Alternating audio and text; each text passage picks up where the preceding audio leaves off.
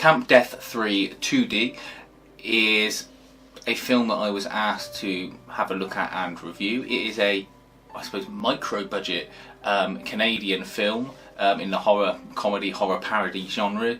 It is made for the budget of $35,000, which seems ridiculously low. I know there's films made for less that have been more successful, such as Primer is the most recent one that springs to mind, but still, when you're making a horror film where you expect a level of gore or spectacle, I'm sure that budget gets eaten up very, very quickly.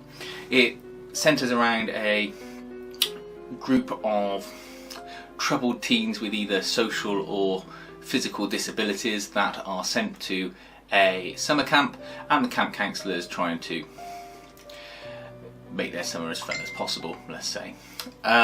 They are being picked off one by one by a masked killer who was thought to be dead.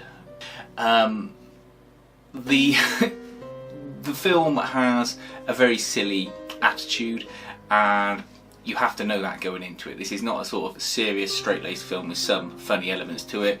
It is silly from the out, and I don't mind that. Once I'd watched the first 10 minutes or so, I kept watching and enjoyed it, because you sort of click over into the rhythm of the film and the sense of humour that it's got, but you have to give it a few minutes to get going, otherwise you could just turn it straight off. For the budget, it's got really nice sets. I know it's shot at a summer camp, so that obviously saves a lot of set dressing, but there are nice little touches to the camp, like signs on the wall and little things like that, that really add to the feel and texture of the setting. One criticism that sort of initially struck me was there's this strange effect they keep using with the speeding up of the film at weird points in it, and it just seems a little bit jarring, and I don't really think it was needed. The jokes would have worked without the speed of the camera either speeding up or slowing down, and it just takes you out of it a little bit. The only other issue, really, taking it in context of its budget, was the need for more straight men in the script. I mean, with such a silly film, you need to have people who play the straight man so that the comedy can be balanced against it, and there was only really one straight man in this, and that was the female camp counsellor. They could have really done with another straight man in it, and that would have just helped some of the jokes land a bit better. Talking about the jokes, again, some of them probably could have been left on the cutting room floor, but I understand they've got time to fill in, probably with a budget of $35,000. You may be somewhat constricted with how much you can shoot and when and what extra footage you can get, so leaving some jokes in probably is something you have to do in order to make sure that you get to the runtime and use all the available footage you have without it being a wasted day or a wasted element of your finances. There was a fun song in the middle of the film that took me by surprise. That was really good, and it was sung by one of the campers to sort of get across their personality and who they are. In hindsight, that would have been really cool if they'd have had a song that encompassed all of the campers, because then you could have had a proper musical number, and it would have been a good way to get across who they all were in one go and sort of break the sort of tension flow of the film enough just so you could reset yourself.